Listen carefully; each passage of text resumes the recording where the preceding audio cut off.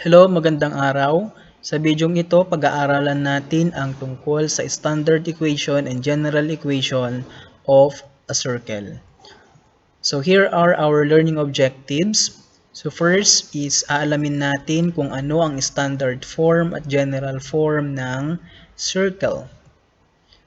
Pangalawa is to transform general form to standard form of the equation of a circle and then vice versa. Next is to find the center and radius of a circle given its standard equation or its general equation. Let's have this activity first. Identify each part and standard form of equation of the given circle. Okay, so what do we call this point? So this is a point on a circle. How about this one?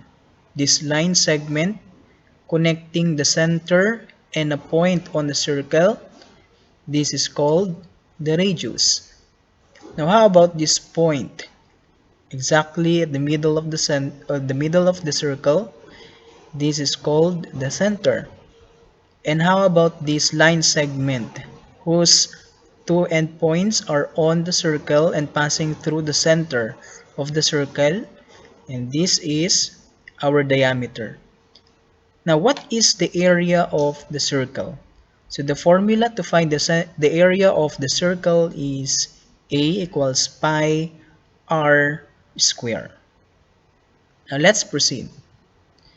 So here are the standard equation of a circle. Now, when the center of the circle is exactly at the origin or at 0, 0, yung standard equation niya ay x squared plus y squared equals r squared. So, tandaan po ninyo yan. So, kapag ka yung center niya ay 0, 0, ito yung standard equation. Na paano naman kapag ka yung center niya ay nasa HK? Or ibig sabihin, nasa quadrants. Or mismong nasa axis. Okay? So, the standard equation ng circle then, kapag ka yung center niya ay HK, we have this one.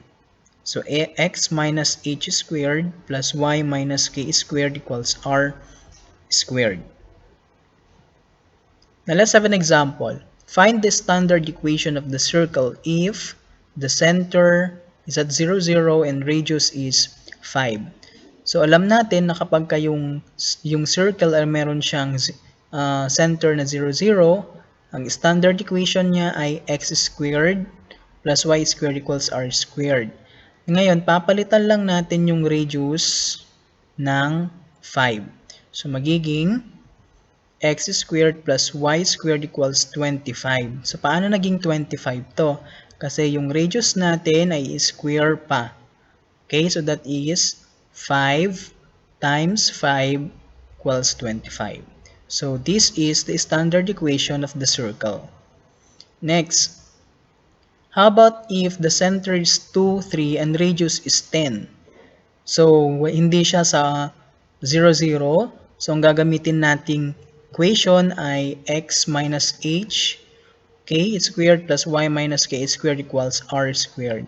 So, again, pag meron tayong center, yung 2 ay magiging h. So, papalitan natin yung h ng 2. And then, yung 3 naman, yun yung k, papalitan natin ito ng 3. At yung radius is 10, papalitan lang natin ito ng 10. Then, saka natin square. So, magiging standard equation ng number 2 then is this one. Okay? So, mapapansin niyo pinalitan lang natin yung h ng 2 kasi yung given, yung 3 magiging doon. Then, the radius is 100 kasi 10 times 10 is 100. Okay? Next, number 3. Paano kapag ka yung center ay negative 3 and 4 at yung radius ay square root of 5? Okay, so same lang dun sa number 2. Just substitute. Okay, in the given formula. So take note kapag ka negative, yung h natin or kaya yung k, magiging plus na yung operation natin doon. Because a negative times negative, it becomes positive. So, the standard equation ng number 3 ay, so we have x plus 3. Ngayon, naging plus na kasi negative. Ito naman, minus kasi positive. Yung babalik rin lang natin. And the radius is 5 kasi square root ng 5 times square root ng 5 is 5. Or yung shortcut natin, pagka ni-square natin yung may square root, matatanggal na yung square root sign natin. Okay, so that's 5. So balik rin naman natin ngayon. Paano kapag yung given ay yung standard equation ng circle mismo at hahanapin natin yung center at radius? Halimbawa, pag meron tayong standard form ng equation ng circle na x squared plus y squared equals 5, ano yung center? So since yung standard equation ng circle ay ito, at alam natin na kapag ganito yung standard equation, wala siyang minus h minus k, yung center niya ay 0, 0. Next, ano naman yung radius? Ang radius natin, since ito ay na-squared na, so ang gagawin lang natin ay square root. So, the radius then is square root of 5. Okay, let's have this example. So, since the standard equation ng circle is ito, okay, so alam natin meron siyang h and then k, then yung center niya then is 4. Positive 4 and positive 5. Sir, bakit positive? Kasi nga po, yung standard equation natin ay minus. Okay? So kapag yung h natin ay positive, magiging minus pa rin yun. But once na naging negative, yung h natin magiging plus. But since in the given equation is negative or minus, positive yung h and at the same time yung k. Ngayon, what is the radius? Ang radius natin, square root lang natin ito. So what is the square root of 100? Okay, that's 10. So the radius is 10. Now let's have this another example. Okay? So kahit na fraction yan, huwag kayong malilito. Okay? So the same process pa rin sa previous example natin. Okay? So what is the center? Ang center natin, again, pag plus yan, ibig sabihin yung h natin dito ay negative. So we have negative 3 halves. At since minus ito, still the k natin is positive, so 4 fifths. Now what is the radius? Get the square root of 36. Okay, using your calculator, pag hindi po alam, so we'll have 6. Next. So there are cases on the existence of a circle. Paano natin masasabi na yung equation ng na yung equation rather represents a circle? So una, kung titignan natin yung r squared, pag mas mataas siya kaysa sa 0, then nag-e-exist yung circle. Okay? Next, paano naman kapag yung r squared ay eksaktong 0? Pag ganyan yung case natin, yung graph ng circle natin or yung graph mismo ay point. Okay, single point. Na paano naman pag mas mababa kaysa sa 0? Yung graph niya ay hindi nag-exist or tawag natin doon ay null set or undefined. Now let's have an example.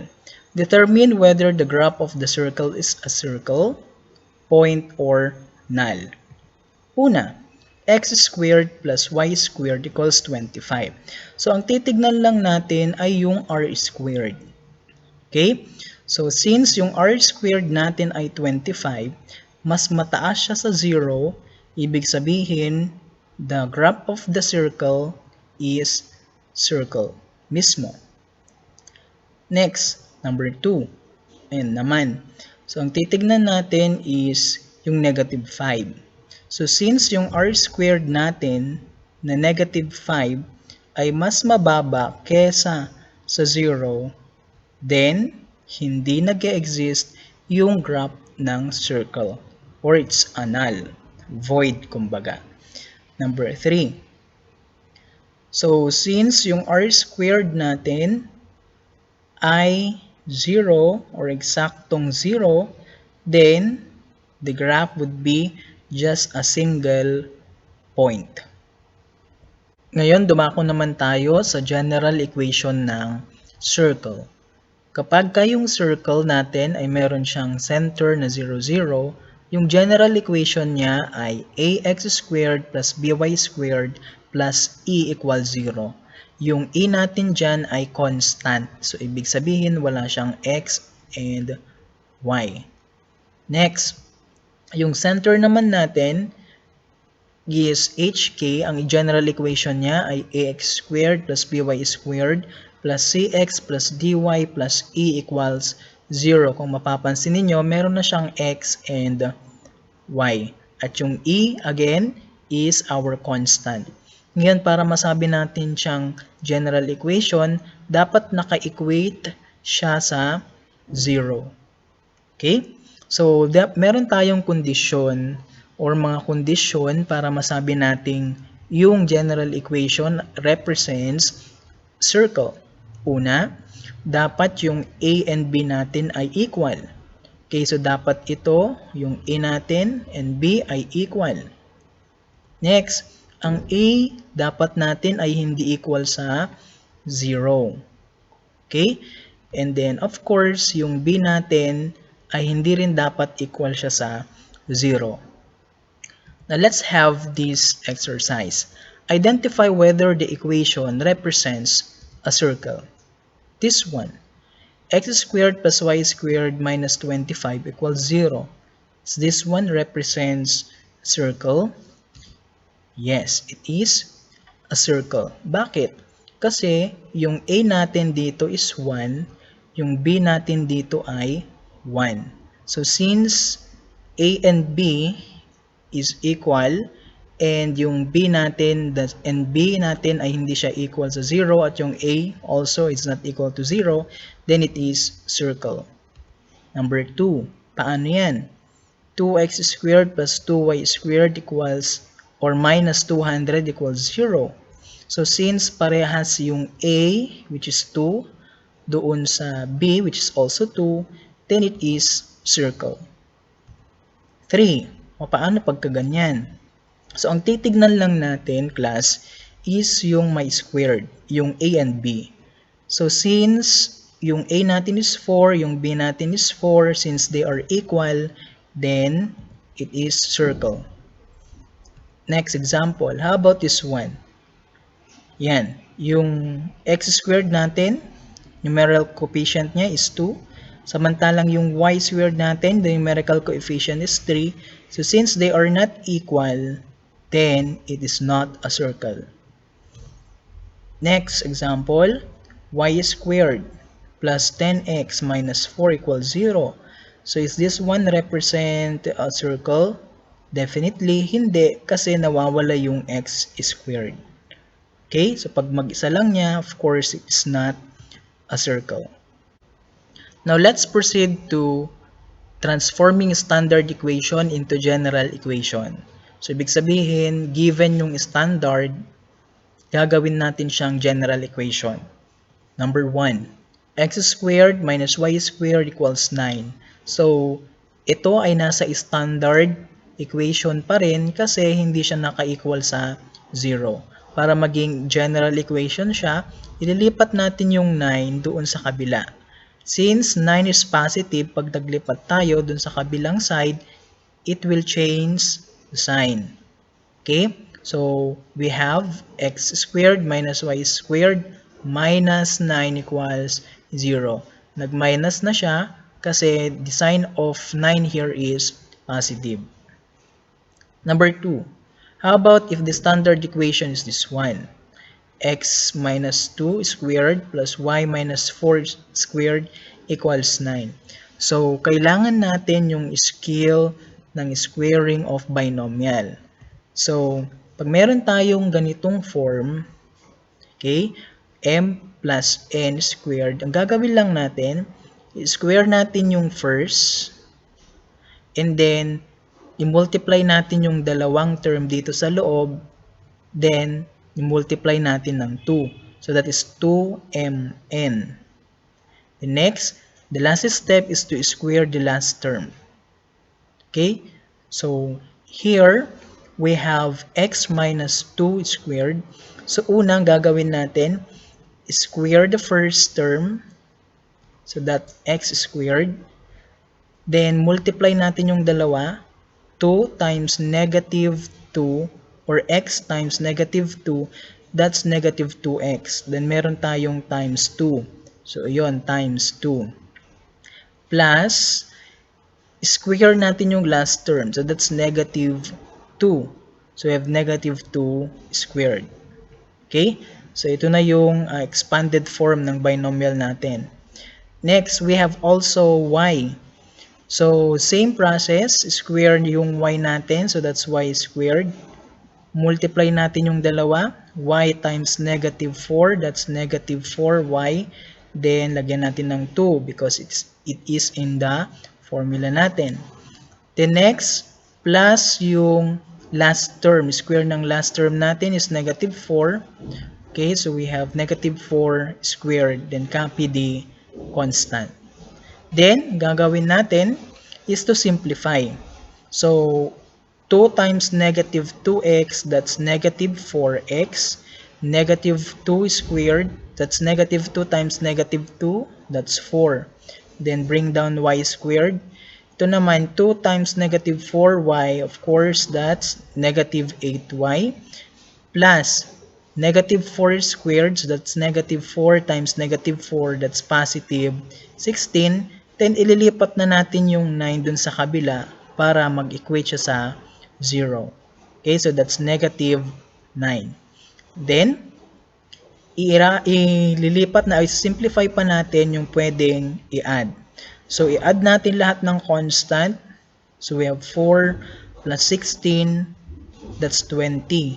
Minus 9, 11. Okay? So, i-arrange natin. So, we'll have x squared. Then, kunin natin yung y squared. Minus 4x minus 8y. So, yung sagot natin kanina, yung 4 plus 16 minus 9 is 11 equals 0. So, ito yung standard, yung general equation ng circle na yung standard equation niya ito. Okay? Next, number 3. Okay, so again, we have x squared, square nyo yan, multiply nyo, we have 3x times 2, then square the 3, okay, proceed to the next term, we have y, square nyo yan, then multiply the 2, that's negative 5y, then times 2, then square nyo yung negative 5, so ito yon, then equals 0, so equals negative 10. Next, simplify. So we have x squared plus 2 times 3x, that's 6x. 3 squared, that's 9. Then bring down 2 times negative 5y, that's negative 10y. Negative 5 squared, that's 25. Then lipat natin yung negative 10. Sa kabila, it becomes positive or plus 10 equals 0. Then simplify and rearrange. 9 plus 25 is 34 plus 10 is 44. So i-arrange nyo lang yung x squared, then y squared, 6x, then minus 10y to become this one. Okay? So this now is the transformed general equation of this standard equation. Okay? So post this video to answer this question. Transform x minus 6 squared plus y plus 8 squared equals 115 into general equation.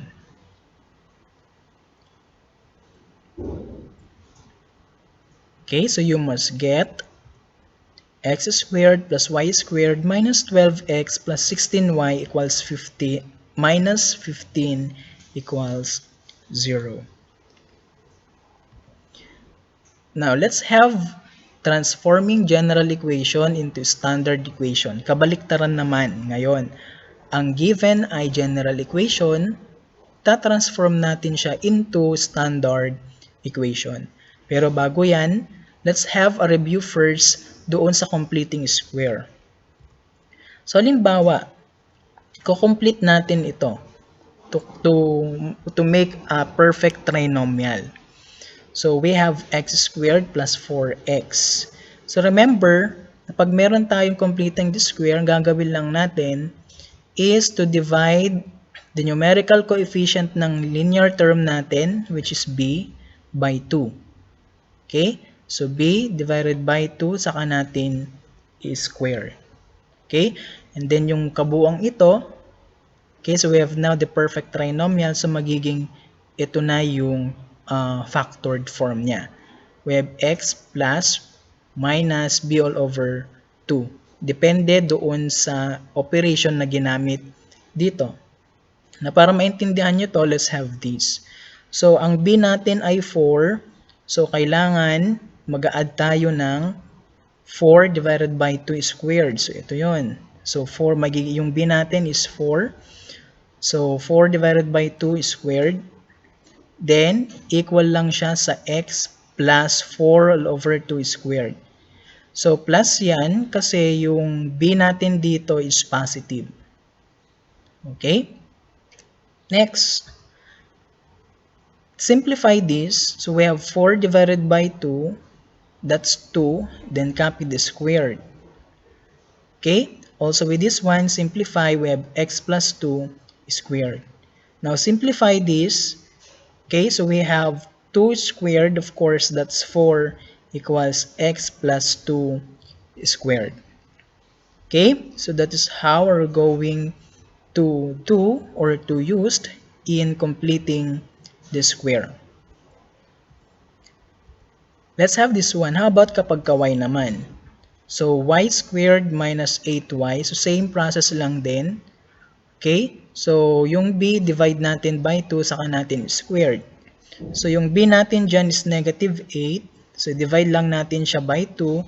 Saka natin squared. Then, it is equal to y plus negative 8 divided by 2 squared. So, yun lang. Sundan lang yung formula natin. Then, negative 8 divided by 2, that's negative 4 squared equals y plus negative 4 squared natin. Then, simplify everything. Negative 4 squared natin is plus 16. So, that's 16. And then, pagka nagkasama yan or nagkatabi, it automatically becomes minus. Okay? So, magiging y minus 4 squared. Or simply, kung ano yung sign dito or yung operation, yun na rin yung magiging operation dito sa binomial na to. Okay? So, naidagdag natin para maging perfect trinomial siya dito ay plus 16. Now, since you already know how to complete the square, let's have this. So, given the general equation ng circle na to, okay, tatransform natin siya into standard. So, una, transpose constant term. So, yung constant term natin is 10, ililipat natin dito sa kabila. So, we'll have negative 10. Next step is to arrange the terms. Pagsasamahin natin yung x, tapos yung y. Okay, so to become x squared minus 8x. Okay, nilipat lang natin yung negative 8x doon. Same also, yung y squared, nilipat natin dyan para magkasama yung may y. The next, ang gagawin natin is to complete the square na. Ano yung idadagdag natin dito sa x squared minus 8x para maging perfect trinomial siya? Also with y squared plus 2y para maging perfect. So, gawin lang natin yung natutunan natin dun sa completing the square. So, since negative 8 yung b natin, okay, ang i-add lang natin is negative 8 divided by 2 squared. Ngayon, kung ano yung dinagdag nyo dito sa side na to, okay, ay siya ring maidadagdag dun sa kabilang side. Okay, so same lang dapat yung maidadagdag. Next, proceed tayo dun sa y. Since yung b natin ay 2, so i-divide natin 2 ng 2, and then saka natin square, and then idadagdag rin natin dun sa kabilang side. Next step is to simplify. So simplify na natin, negative 8 divided by 2, that's negative 4 squared. Next, 2 divided by 2, that's obviously 1, then squared. Okay? So, kung ano yung naidagdag, again, ulitin ko, dapat maidagdag din dun sa kabila. Next is simplify. Again, negative 4 squared. That's 16. So, plus 16 lang din dito. 1 squared. That's 1, of course. Then, plus 1 dito sa kabila. Since meron na tayong perfect trinomial, which is x squared minus 8x plus 16, so ang gagawin natin is to factor this out into the square of binomial. So, paano? So, we have x minus 4 squared. So, ang gagawin lang ninyo is kunin yung naidagdag dito. Okay? So, negative 4, so we have negative 4. Or, pwede rin naman na i-square root nyo yan, we have x, i-square root nyo yung constant dito, which is 4, saka natin i-follow kung ano yung operation ng b. Okay? So, we have minus. Same lang din dito. Square nyo yung y squared, square root nyo rather yung y squared, we have y. Okay? Then, square root nyo yung 1, that's 1. Then, follow yung sign ng b, which is plus. Saka natin i-squared. Okay? Kung nalilito naman kayo, gawin nyo lang to. Ano ba yung sign ng 1 dito? That's positive. So, plus 1 tayo. Dito naman is negative. So, minus 4. Okay? And then, simplify natin to. Negative 10 plus 16, that's 6. Plus 1 is 7. Okay? So, ito na yung standard equation ng circle. Okay? And then, pag meron tayong standard equation, malalaman na natin kung ano yung center at radius. So, yung center niya, since this one is minus, then yung h natin is positive, 4. Yung y naman natin, since this one is plus, that's negative 1. Okay? So, ito, yung radius natin, since naka-squared siya, kailangan nating square root. So, since walang square root, or yung 7 is not a perfect square, then i-remain lang natin ng square root of 7. Okay? Now, let's have our next example. So, find the center and radius of 2x squared plus 2y squared plus 20x plus 28y plus 50 equals 0. Kung mapapansin niyo, hindi siya 1 yung kasama ng x squared and then yung y squared. Since this one is a circle, kasi parehas sila ng a, which is 2, tapos yung b, which is also 2. So, ang gagawin natin, class, is divide all the terms by 2. Okay? So, ang magiging kalabasan yan is we have x squared, y squared. So, divide lang natin ng 2. 20 divided by 2, that's 10. 28 divided by 2, that's 14. 28 ay 50 divided by 2, that's 25, then equal to 0. Again, transpose the constant, that's a negative 25. Then, next step is to arrange. Pagsamahin natin yung x squared, then 10x, y squared, then 14y. Yan. And then, saka natin gagawin yung completing the square gamit yung itong terms na to. And then, yung terms doon sa y. Anong idadagdag natin? So, we have our b is 10. So, 10 divided by 2 squared. Next, dun naman sa y, since yung b natin is 14, okay, 14 divided by 2 squared. Then, kung ano yung dinagdag dito, dadagdag din dun sa kabila, and also with this 1. Next is to simplify. 10 divided by 2, that's 5 squared. Then 14 divided by 2 is 7 squared. Okay, so same lang dun sa result dun sa kabilang side. Okay? Next, simplify. What is 5 squared? Okay, obviously that's 25. Copy nyo lang yung mga natitira. 7 squared, that's 49. Okay, so 25, 49, same lang din. And then, this one. Okay, so i-factor natin, get the square root ng x squared, that's x. Square root ng 25, that's 5, then follow sign, plus. Or ito lang, 5. Next, ito naman, 7, y. Okay, then plus. So, y plus 7. Okay, kung nalilito, ito lang. Square root ng y squared, that's y. Square root ng 49, that's 7. Then follow yung operation which is plus. Then, negative 25 plus 25, obviously, pwede natin na siyang i-cancel because that's 0. Okay, plus 49, we have the answer which is 49. Now, what is the center? Since plus yan, negative yung h.